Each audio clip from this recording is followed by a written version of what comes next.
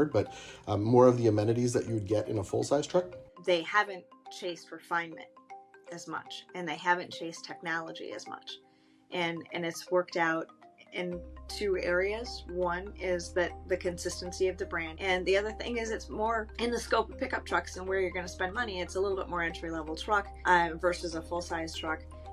And truck buyers, up until the last couple of years, were hesitant on technology, and truck buyers weren't necessarily demanding cameras. Now they are, but that wasn't the case 6 or 7 years ago.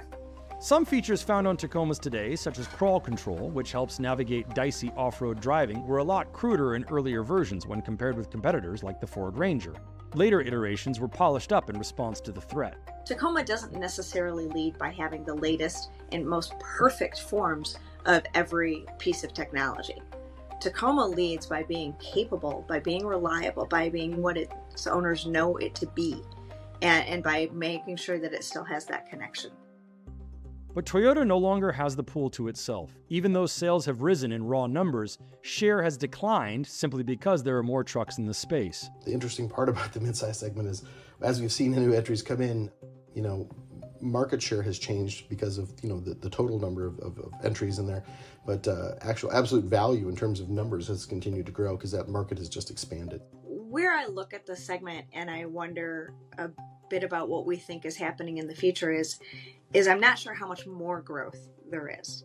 The pickup truck segment's share of the new car market has historically peaked at about 20%. To really go above that and sustain that would not necessarily impossible, but it would be quite surprising, I think. At the end of the day, while pickup trucks are attractive and people like them, they have an open bed, and just honestly, not everybody wants an open bed. It's unclear how long Toyota can maintain its dominance in this segment. It seems to have held off competition from the Chevrolet Colorado, which has lost market share since 2019. But the Colorado did win Motor Trend's Truck of the Year award for 2024. Of course, the newest generation Tacoma was not yet available at the time. Are they going to stay around? I mean, that's a question if they're going to stay around.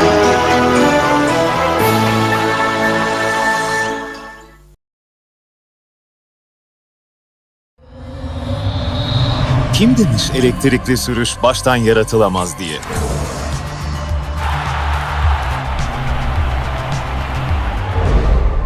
Değişimi gördüğünüzde hemen fark edeceksiniz. Nissan Qashqai e-Power, şarj kablosuz teknolojisiyle elektriğin eşsiz halini keşfet.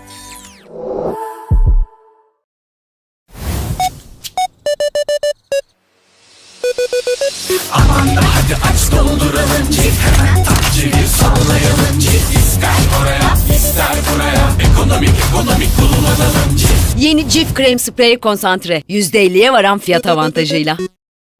Arçelik çeyiz paketinde dev fırsatlar. Arçelik'ten dörtlü çeyiz seti alışverişlerinize özel 11.000 lira değerinde 40 inç televizyon hediye.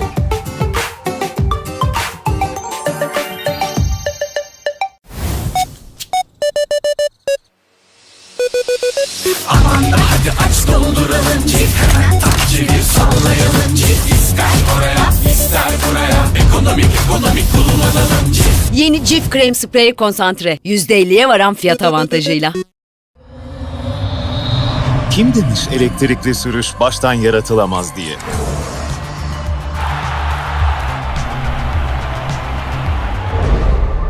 Değişimi gördüğünüzde hemen fark edeceksiniz. Nissan Qashqai e-Power, şarj kablosuz teknolojisiyle elektriğin eşsiz halini keşfet.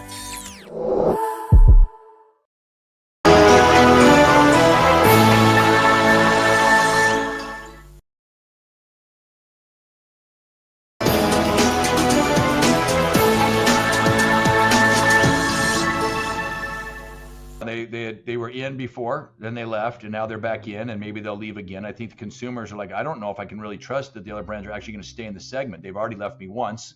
Then there is, of course, the big question on everyone's mind. What do you do with electrification? Toyota just created a hybrid Tacoma, and that will get them through to a certain point. But, the new EPA tailpipe regulations are making about 56% of its lineup electric, and nobody has built a convincing electric truck that sells in large numbers yet. Plenty are trying. EV startup Rivian makes nothing but SUVs and pickup trucks. Tesla has begun selling the Cybertruck. VW plans to resurrect the Scout brand entirely focused on electric SUVs and pickup trucks. Legacy players without much of a presence in trucks have been trying to find a path of least resistance. Hyundai started selling a compact unibody pickup called the Santa Cruz. Not an EV, but the Korean automaker, along with sister brand Kia, is betting big on electric vehicles. Not to be outdone, Ford released a compact pickup called the Maverick, which comes with a hybrid powertrain at any trim level. GM is planning a compact as well. It remains to be seen if any of these can compete in a big way with the Tacoma.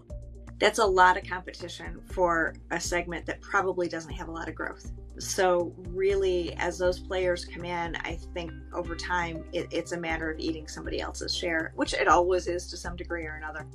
It's heating up. It's getting more competitive. Ford really proved a point with the Maverick. And I think you may see them make more of an effort next